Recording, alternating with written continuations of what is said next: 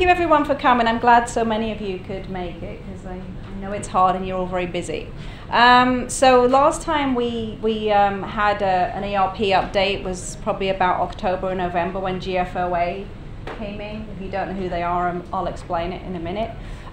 So as you know, we're undertaking an ERP project, and it's in the early stages now, but things are starting to happen. Some of you already know that, and you're starting to feel a little bit of pressure on your time and that kind of thing. So I'm going to go through this 200-slide PowerPoint. Don't worry, it's less. And I try and give you a little bit more high-level overview about what's going on. So here we go. We're going to do project overview, roles and responsibilities, talk about the timeline, communications, next steps, and then any questions if you have any. And you can stop me at any time if you want to, because I'm happy to stop if you've got a question. We don't have to wait till the end. So a little bit about me. Obviously, I talk funny. I'm from Alabama. No, I'm not. I'm from a town called Watford in Hertfordshire. This is the correct pronunciation, Hertfordshire. The incorrect one that you might be all thinking, Hertfordshire. It's not how you say it. But it's okay. And I'm an American citizen now. It took me 19 years. So I'm very proud of that and happy to be here. I'm the project manager for the ERP implementation. I've been working on IT projects for about 18 years now, and enterprise-wide too, not just IT, because IT projects, as you know, affect the entire organization usually. So my last 3 years before I came here, I did an ERP implementation at Daytona State College. And we implemented Oracle, which is PeopleSoft, which is an Oracle solution. And my other role there, I was a director in the IT department, and I oversaw the project management office, the help desk, and asset management inventory for IT. I'm also PMP certified, Project CompTIA Plus certified, which is a IT project certification, and ITIL, which is a basically IT service management best practices. So I have a bit of experience doing this. Can't say I won't make a mistake, but you know, I know a little bit about this. So the project overview. So enterprise resource planning, we keep hearing this ERP. It's really the automation and integration of everything we do into one system, hopefully. So we do have a couple of, like Lucity, what Public Works is using. That will stay where it is. So we're going to have to integrate with some of the things we already have. But currently our ERP system, which is Naviline, between the different departments isn't talking to each other as well as it could. So that's where the integration part comes in. And it's been a long time since you had Naviline. So ERP systems have advanced a lot since then, and I think we're ready to get something a little bit new that's going to help us all do business a little bit better. Not that everyone isn't doing a great job, by the way. And it's one of the most complex projects an organization can undertake, not to scare you. It's going to be fine. Keep calm.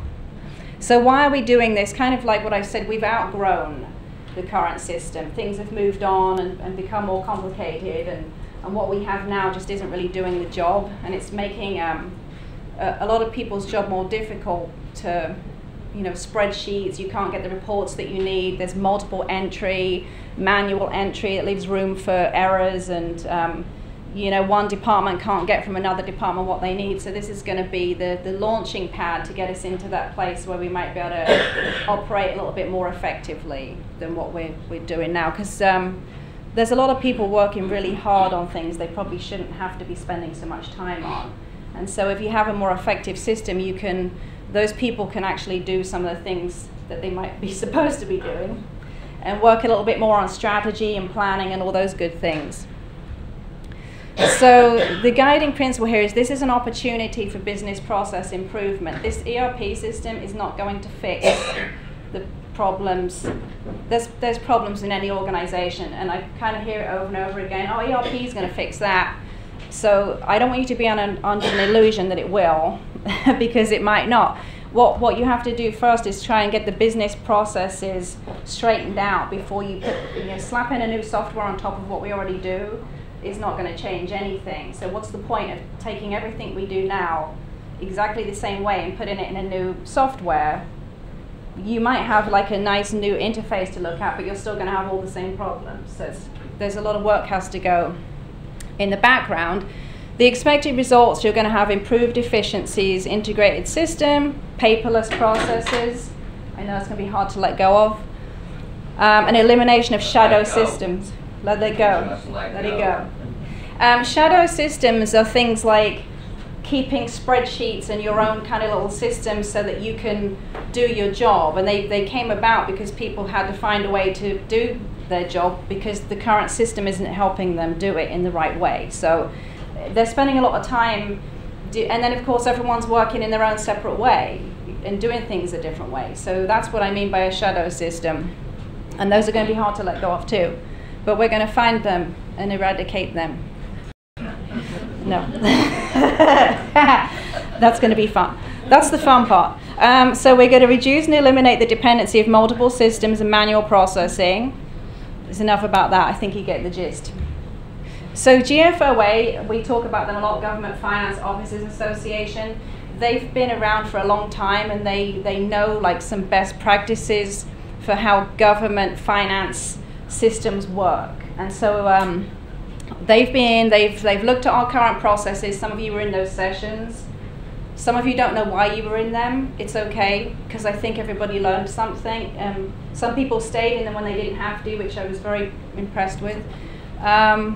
Analyze potential options for change. So they took away what they heard they think we did, and they went away and they lined it up with best practices of how things should be generally. It's not saying that we did anything wrong, but you know, why not improve? Why not see what the rest of the world is doing and try and do it like that?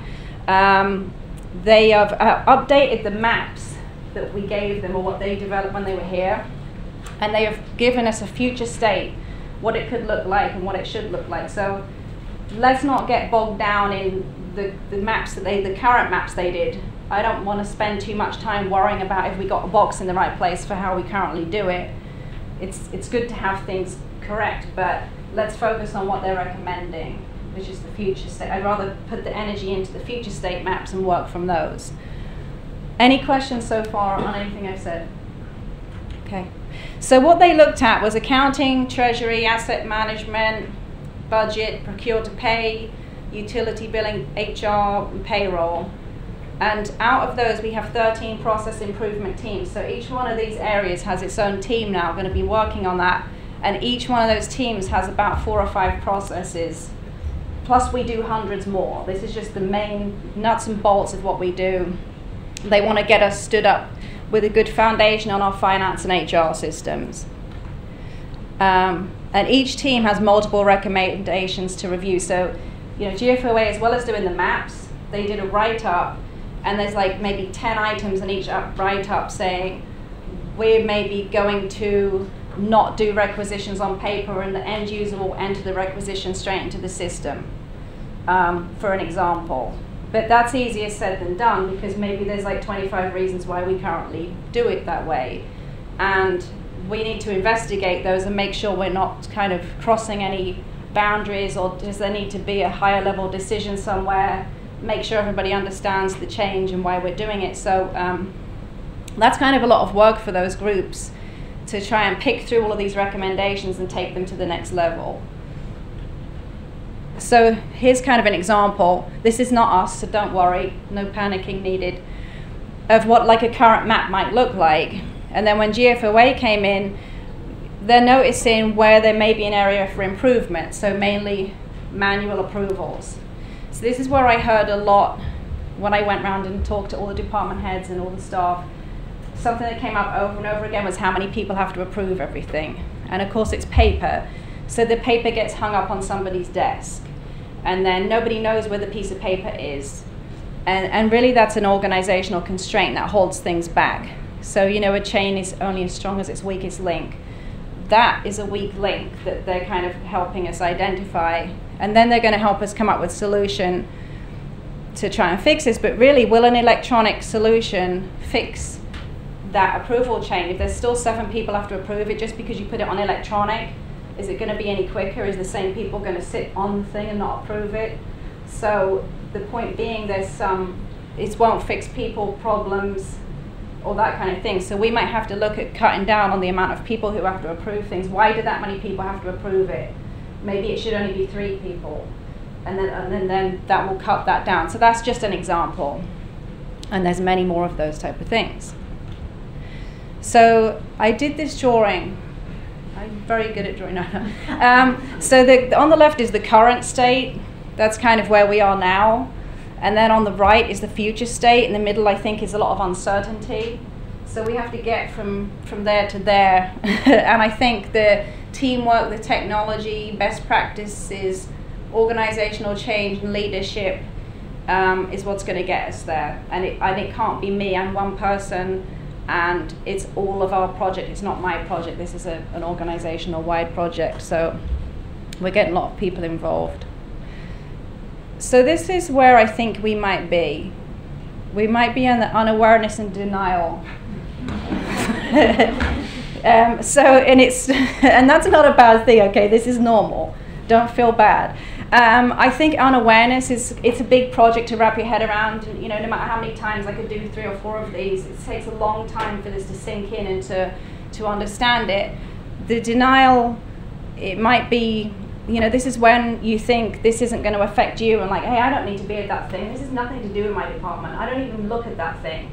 I guarantee everyone in this whole organization will end up having something to do with this and be part of it. So the sooner you get on board and care about this and realize that this will be your tomorrow, whatever you're busy, oh, I got to get this done, you'll be doing it in the new system in about a year's time, and then be freaking out because you may not know anything that was going on. So it's good to try and get involved early. This is the part I'm a little bit worried about, the resistance, because that's coming too. But it's okay, because we'll get through that. And then after that, so there's some of the bad stuff, but then we get into exploration and commitment and advocacy.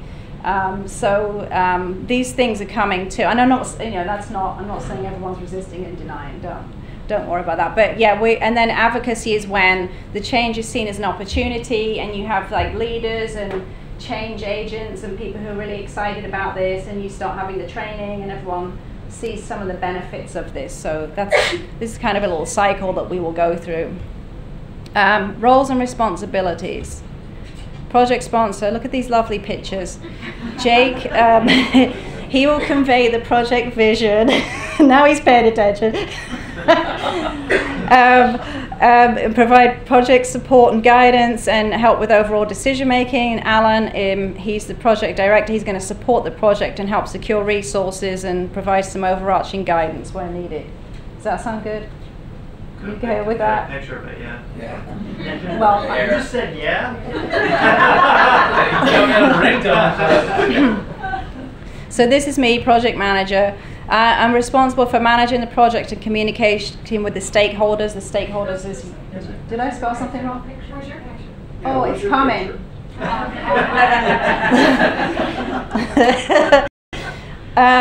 Provide leadership to the project team and associated work to ensure the expected results are obtained, anticipate any risks and remove obstacles. I love doing that part. So if there's something getting in the way with something being done, let me know. If you need, I don't know, I can't promise you technology, but hey, I need a new computer. I can't do that, but you know, I'm there. So this is my picture. So kind of like the icebreaker,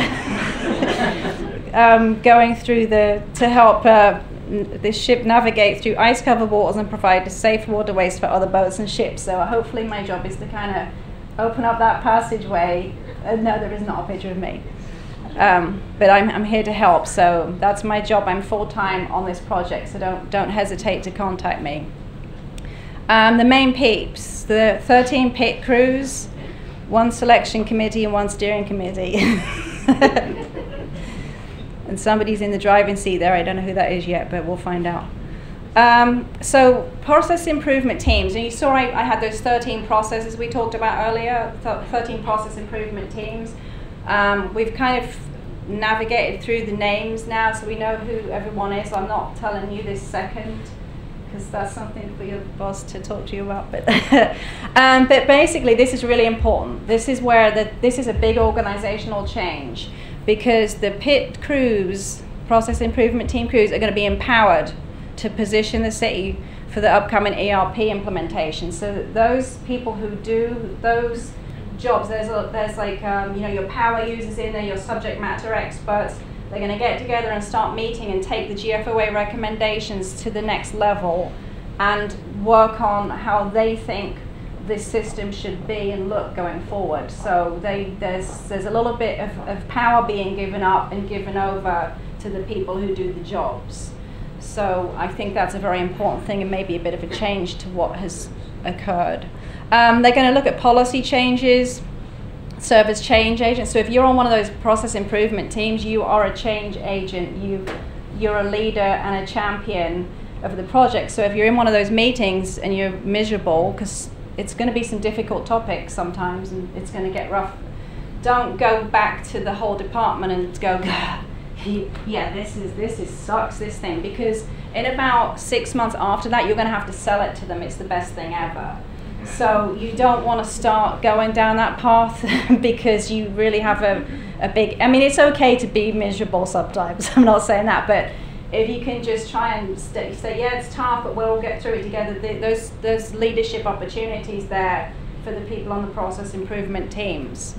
And the other thing is to bring key messages to department. I can't be the only person communicating and telling everyone about this whole project, so when you're in a meeting or a team, go back and tell everyone else what's going on and try and engage them too. So it's a professional development opportunity as well for anyone involved, even if you're not on a process improvement team. The changes aren't going to be, no one's just going to run off and start making changes and make that happen. Of course, it's, you're going to come up with recommendations, go through the right channels, and then hopefully implement those and move forward with your documentation. We're going to document all this stuff and put it in a centralized location, and nobody gets to just change the process anymore. On these ones that we're doing now and nailing down, it's not going to be a person who goes, well, I just don't do that part anymore. That's what breaks the process. And so there's going to be some formal management of the processes now. Does anyone have any questions about those process improvement teams? Okay. ERP selection committee. So these are the people who are going to help select the software. They'll be getting feedback from everybody else too, but they're going to have a very heavy time commitment. And what will happen is they're going to read all the responses to the RFP.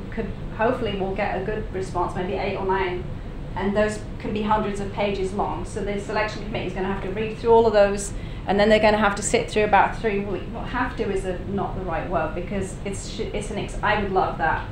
So it's an exciting thing to sit through the demos and watch, and you'll be invited to the demos too. And help really pick what it is that's going to be the best match for us and for what we do. And it's not all, and they will have scripts too. They can't just go off and show all the bells and whistles and the cool stuff. We're going to have them scripted to show us how a requisition goes through the system, show us how a person is onboarded on the HR piece or whatever. So we'll come up with those scripts, and then they will all have to stick to a similar format. And we're going to have one from each area so that all the departments are represented in that. Steering committee, we have a steering committee too.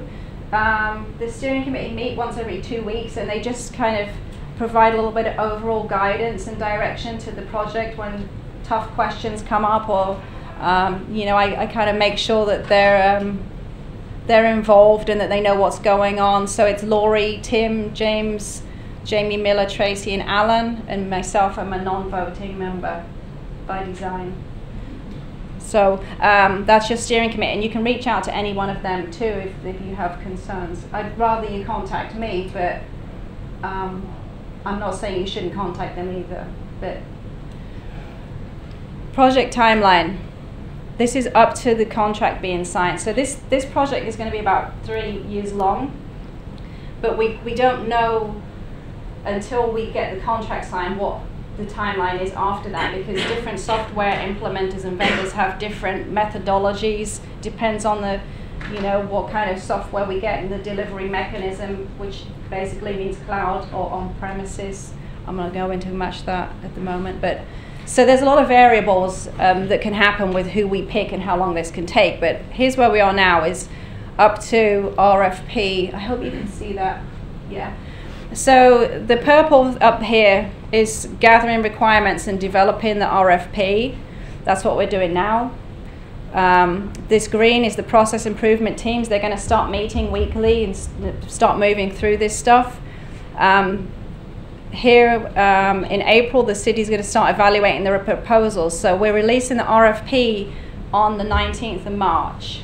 And then that means they're going to start sending in these responses. And this is the requirements list is like 1,500 items that they get to respond. Yes, we do this. No, we don't do that. So we're gonna have them all respond. Can you meet our requirements? And then that selection committee is going to read through all of those responses, and then we're going to start participating here in June in the demos, which go on for about 3 weeks, and then that's when you can come in also, depending on, obviously if your boss is okay with you. I hope that the supervisors and managers will let their staff go to be involved in this, because it's really important that everybody gets to see. And it's an exciting time that when we get these cool vendors coming in to show us all the latest and greatest and what these things have to offer. And then the contract negotiation, then we move forward. After the RFPs come, I'm sorry I missed this, so when we read through all those proposals, we'll pick 3 who we like the best, who seem to be the best match, and those will come in and do the demos. And then after that, we will move maybe 2 of them forward to the next level, and they start coming in for on-site discovery, which means they come in and start having a bit more of an interaction with us and ask more questions, and we get to ask them questions to figure out how this match is going to work out. It's kind of like getting married. So the speed dating starts over here. This is going on the date, and then we're committing.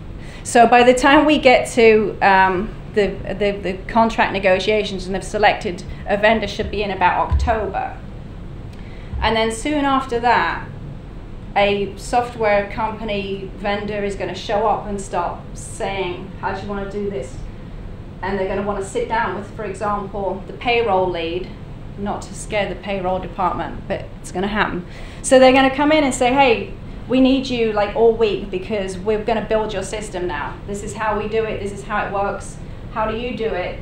And that's at the point where we don't want to be saying, well, oh, we have a policy that means we can't do that. And then it's going to take another 4 weeks to get to that point with that person. So that's why we're getting all this policy and process improvement change now. And I think this is where a lot of places go wrong, because they don't get that business process stuff straightened out first. And then you're paying a vendor who's here wasting their time, because we're all trying to figure out that we need 10 meetings before we can get to the next step. So that's the value. That's why I think it seems a bit weird. Why are we doing all this stuff? The software isn't even here yet. The more we can get done ahead of time, the better off we'll be placed when these guys come in, because otherwise they'll be telling us how to do things. And it's good because they know this stuff too, but we don't want to be pressurized into making a bad decision because we're up against the timeline. And then it costs a lot of money to go back in and rework something if you realize you set it up wrong. So it adds money and cost to the project. Does anyone have any questions on this timeline? Go ahead. No singing. Yes. I just wanted. Is this on? Okay. I just wanted to say, you had said that you had mentioned very specific dates for certain things, and I noticed at the top you said estimated. So are these estimated dates, or are these dates set in stone? Good question, because I was going to address that. All right. So yeah, these are estimated dates, but I rather we didn't deviate from them, because the thing is, you get in the habit of thinking everything's moving, and so. For example, what's going to happen is we've got 3 weeks for these demos.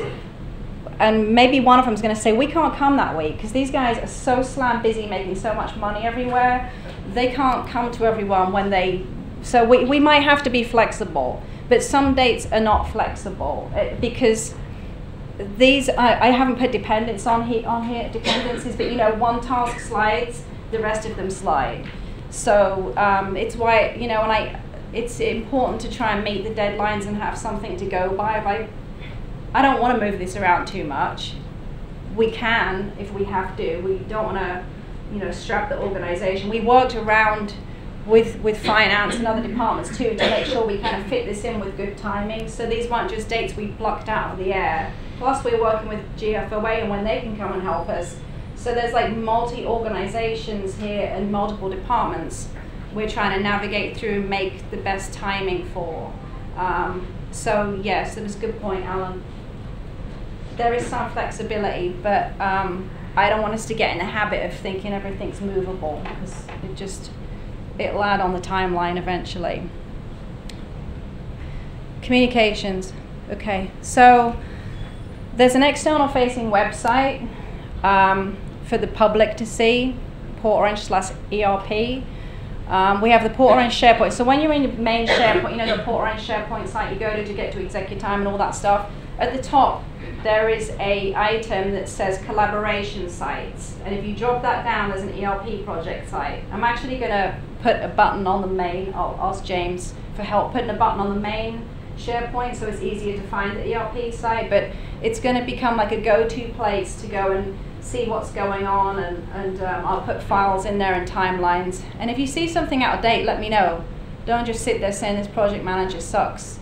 She's, you know, because I can only do, and I will, please, I mean, I'm trying to keep on top of this stuff too, but once in a while, if you so just let me know. Say, hey, I think that date passed on that meeting we had, you might want to move it. I'm happy with that, just let me know.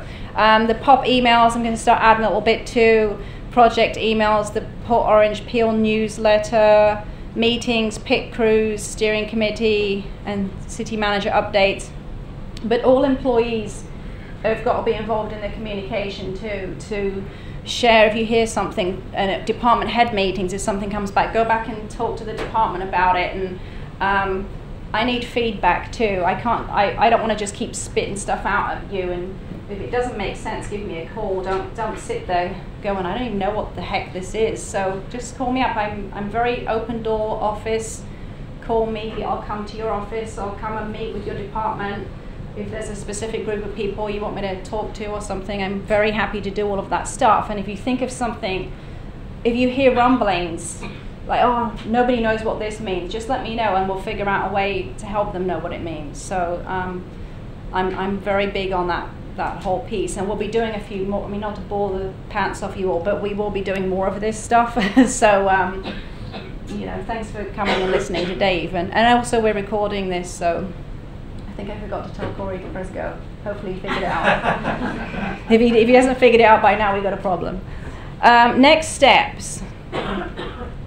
So we talked about vendors. Here's some of the vendors. So there are a lot of ERP vendors out there, but they don't all do government, and they don't all work with cities our size. Some of them are a little bit too big, too expensive, which is unfortunate. But anyway, we've got some of the big guys on here though. So Oracle, massive, probably I think they're like second biggest software company in the world. Workday is really cool. This is a big name currently in ERP. GovSense, we don't really know too much about them, but we're going to talk to them. Microsoft Dynamics, Microsoft has an ERP solution, which would be great because it integrates with Office 365, and so there's a lot of capabilities there with integration. Tyler already came in Superior, you probably remember that. Edmonds and Associates, I don't know too much about them, but we're talking to all of these vendors. And soon some of them are going to come in for an informal meet and greet with some of the department heads, it's to help them understand a bit more about what we're trying to do and help them respond to the RFP correctly or better. They want to find out what we're doing. And they're actually talking about speed dating. They're almost interviewing us to see if we're a good match, which kind of sounds weird, but that's how it kind of works now. So these are the software vendors, but on this side over here on the right is implementation partners. So the software is one thing, but they don't necessarily come and implement. So the implementation is where they come in, talk to you about your business, and they start building the software and put it in place. So Cherry Road, for example, is a partner of Oracle. So if we went with Oracle, we might have Cherry Road come in and be our implementation partner. So we'd be working with them. Mazik Global is a partner of Microsoft. Sierra Cedar is an Oracle partner, and Tribridge is also a Microsoft partner. So there could be a couple of different companies we're working with here, depending on how we go with it. And even if, say, Tyler come in, I don't think Tyler work with partners, so they'll have their own implementation team. But however it works, that implementation has a cost. So whether Tyler is one, and we just pay for them to implement, or we got to navigate through this part too. Who's going to be the best partner for us, and who do we think is a good match? Yeah. Are those getting bid out separately, or would Oracle bring in? Is it going to be in the first contract, bring in a partner? Well, I think how it works, and I can get clarification on this though, is that when we do the demos, if Oracle comes in, if we pick them as a finalist for the main demos, when Oracle comes in, the partners will show up. They come in and they want to see what's going on, and they chat with Oracle and they work things out. So the bid, I think, the RFP just goes out as a whole with certain options on it, and then depending on who we go down to demo, we'll see if these guys start showing up and who wants to come in. And also they have different pricings, so it'll be a price thing. I personally, my last ERP implementation, we had Oracle, and we brought in an implementation partner. They were very good. They helped us through, because those people are the implementation partners, are the subject matter experts from the technical side. So they'll have a very technical payroll person who understands how payroll is supposed to work, who will work with your payroll person from the functional side to understand how you do things here and how they can match this stuff up. And they go from there. So I hope that makes sense. But so it's cool. And in fact, so the Cherry Road, I had some people in India are talking about Port Orange and our ERP implementation, by the way. So I had an email like, hey, we heard that you're doing something really cool over there in Port Orange. So this word is on the street. And I would love it that we would do such a good job here that other cities start calling and saying, hey, they're doing some really cool stuff over there. I heard their implementation went really well. That's my vision. I'm hoping that happens. So we'll see. So what's happening now? Next steps. Process improvement teams are going to start meeting. It's important for them to start meeting now, because you know how rough it is when you're first in a new team and everyone's getting to know each other and you can't really figure out what you're all supposed to be doing. We're going to get through some of that stuff, and I'm going to help. So we'll get them rolling and working well together.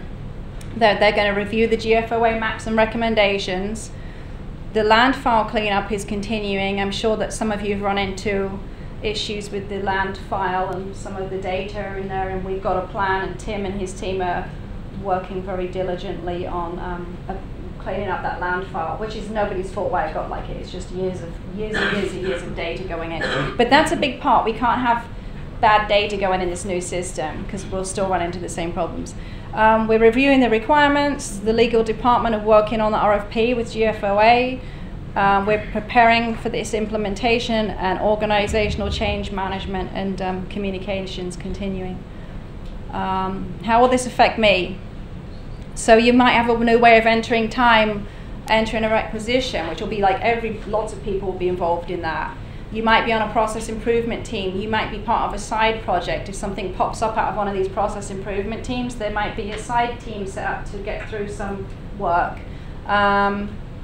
Your person who used to be sitting next to you doing work all day is going to be gone all of a sudden maybe, and they might be in one of these teams or doing that stuff, and that means that you might maybe learn something that they used to do. So it's a professional development for that person. Don't see it as like, oh great, now I got to do her spreadsheet. Think about that opportunity of training other staff, cross-training, and letting somebody have an opportunity to do something they didn't do before and to be involved in something new. So it really is a good professional development opportunity. It's like free training as far as I'm concerned. It worked out really well for me, so I'm hoping it would work out well for you. There's no reason why this couldn't be the same. So what I need really from you is your attention.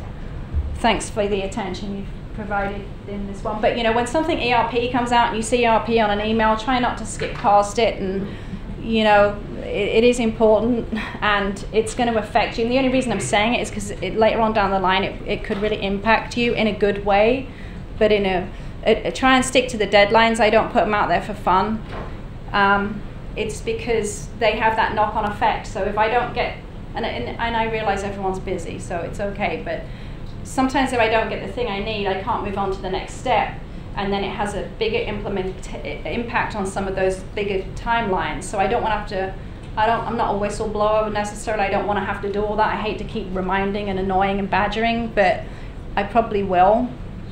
And I need your commitment to change, and hopefully, I think everyone I've spoken to has said that they are ready for this. They're done with the old legacy system and ready to have something new and cool, and it's going to be a lot of work, and when it goes live, there'll be some issues and we'll have to work through them. It's not going to fix everything and it's not going to be perfect because it's a very, very big project. But the overall is, I think, it'll position you to be much more in line with some of these other cities that have got new ERP systems and put you in a better place to do your job more effectively. So that's where we are. Is there any questions? Hello. We need I have a question. You need microphone. No, I don't Yes, need you a do. microphone. Okay. I'm just kind of curious if you could tell us which of the programs we're currently utilizing that are most likely going to be replaced with the new system. Would it be like Navaline? Would it be NeoGov?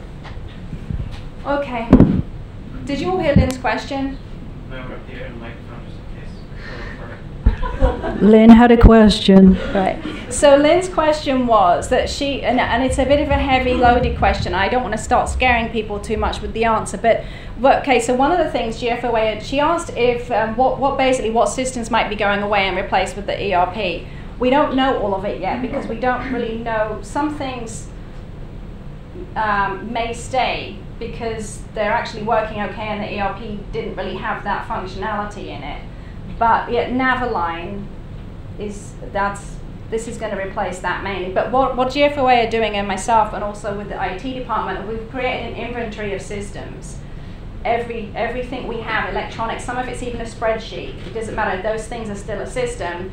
And then we're going to start flagging once we know more, like once we know what the new system's going to look like a little bit more and what they can do, they're going to be flagged for retirement. And they will go away, as far as I'm concerned, unless somebody makes some big decision not. But we can't, because you know, now there's the green screen and the AS was the same thing, and Navaline.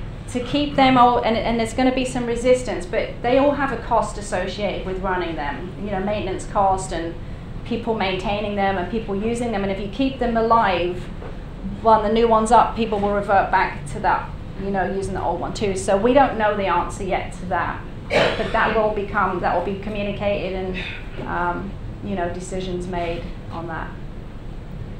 Any more questions, anyone? That's good. No, it's all right. There's the tumbleweed. So I am available though. Contact me, email me. I'm here to help. Whatever it is with this ERP that ebook comes up and help you through it. So I appreciate you coming in. Thank you very much. This project sponsor is approaching the stage. Now that I know I'm the project sponsor.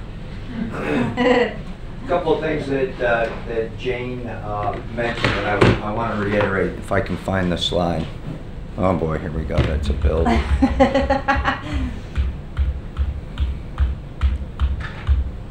If any of you have been in my office, I occasionally read books. There's one book, I think it's still in there, called The J-Curve. And this is basically it, something I want to really hit. So you see that arrow? It looks like organizational productivity in the slide. It's where it is, it dips, and then it goes back visually to where it was. That's not the way it's going to be. That arrow continues to go up, right? So productivity will go up much higher than it is now, but we got to take that dip to get there. And if you look at that, that becomes a J, and that's what the 500-page book is about. and I just hit the highlights, so don't read the book. Unless you live in a communist country. So that's one thing I want to remind you, is that the goal here is to increase productivity on the other side. Jane, in response to Lynn's question, was notably obtuse about the answer, but and rightly so. But one of the things that I've asked since we had, since I got here, ERP was approved. It was kind of talked about. Well, yeah, it was approved before I got here. We started budgeting for it just as I got here. But I don't want anybody buying a software program over $200 without going through James Hicks and Jane, because I say $200, but you get what I mean. I don't want to spend $60,000 for a program with a $15,000 a year tail that doesn't integrate with ERP. Now, for those of you that are looking at your business case analysis on your software, because that's what we're making you do now, is that a majority of these things do dovetail nicely in a majority of those ERP programs. Some of them not. But I don't want that to, I don't want buying Lane Lucity, Tim, Acela, and all these big ticket programs, which I know we're already up to here on Lucity, but I don't want to buy those, which forces us down an ERP path that we don't want to go to. We really don't like this company, but we got all these programs and they're the only ones that they dovetail into. So that's the next thing. So we're very, you're not going to meet resistance, but you're going to have to do a hell of a business case analysis to buy an expensive software program that might not be compatible in 3 years with an ERP.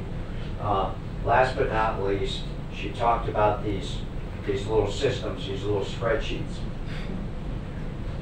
One of the key things, I think, with making ERP, we've all been through these software changes before, I'm sure, most of us anyhow.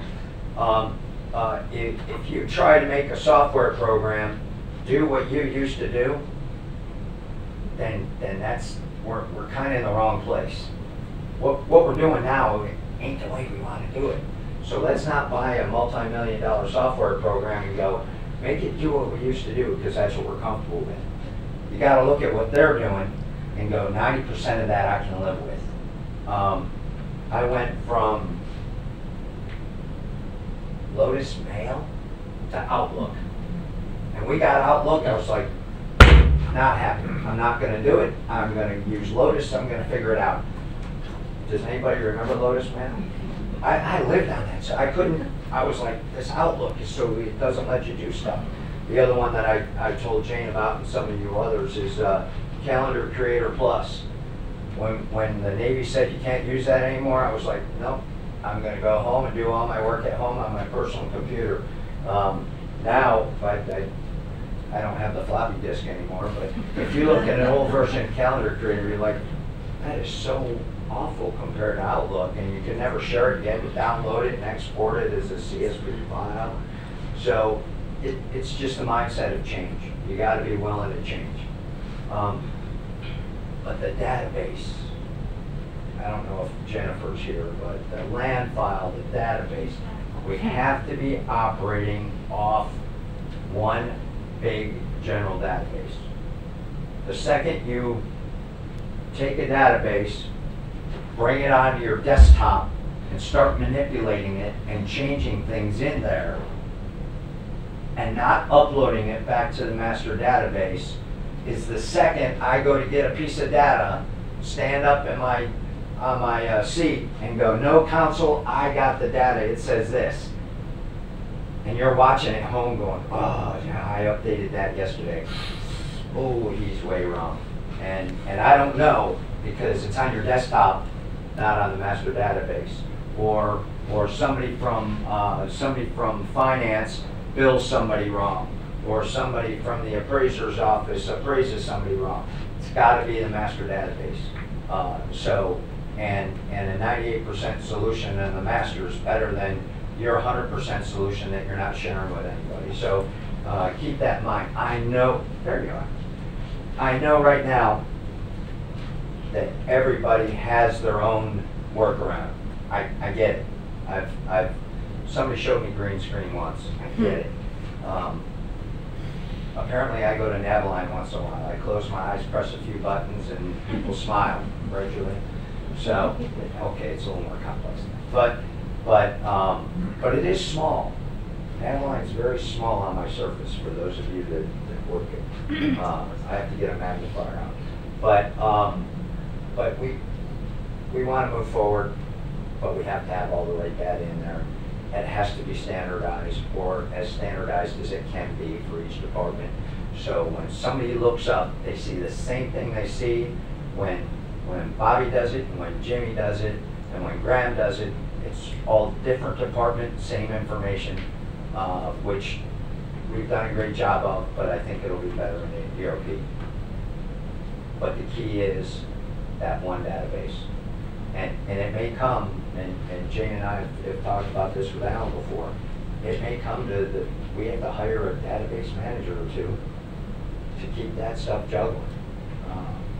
So I get it, it is what it is, but we need to move this forward. So thank you very much for participating. Thank you for not resisting change, because I think everybody's pretty excited to move forward. And thank you for trying to understand that we're the ones changing, not the software company coming to do it our way. Those are the three things I really want you to take away.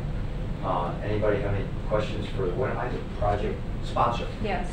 Are you giving you stickers for like your cars and something sponsored by Jay Johansson, city manager? Yes, sir. Question, Jake. Trying to think how to articulate this. Based on Alan's budget, 5-year budget Armageddon presentation that was done at the workshop the other night. Yeah. When we go to roll this out, how will departments participate in the global cost of ERP? And you know, we all know that we have a council right now that really doesn't want to increase millage, spend more money, but about the time this ERP kicks in, looks like a time that we've got revenues well exceeding, or costs well exceeding revenues. Will we be expected to take budgetary funds out of Hyde, so to speak, to support this, or has there been much thought as to how this is going to get paid for from a city perspective, but also how the departments will participate in their fair share? So we have the CIP, we have the CIP already budgeted. When I say budgeted, it's not paid for, but it's in the 5-year plan how much it's going to cost. You know, James' wages are paid for 3, 4. The ERP is already in the budget. So to answer your question, no, you won't have to take it out of Hyde, but kind of, because I'm using money that we could be using for something else on ERP. So I'm not asking you to pay a tax, but you're not getting money that we might otherwise have for other things. But so you could look at it this way. As far as operating, are we doing cost share after it's done? Yeah, to get a little more detail, the majority of the cost of this has already been budgeted in the past. So right. There's only a couple $100,000 over the next couple of years that we need to just keep adding to it for operational things like salaries specifically related to the project. And then over time, you know, these things last 15, 20, 30 years. Like all departments do now have a portion of their budget that goes to 505, what's the fund? 501 fund? 505 fund. It's an ongoing cost that hits everybody's budget anyway over time, over that 15, 20-year period. But we've already paid for most of it. It's already in the coffers in the budget. And we will continue to bulk it up for the next one. So it's been so long. How old's Natalie? 20, 30, 40, 50 years. Green screen, right? Dawson. Answer your question. Thanks. Others? Shane? Did you already wrap up? Yep. Can we go now? Yep. All right. All right. Okay. Back to order. Thank you very much for coming. Thank you. Yeah.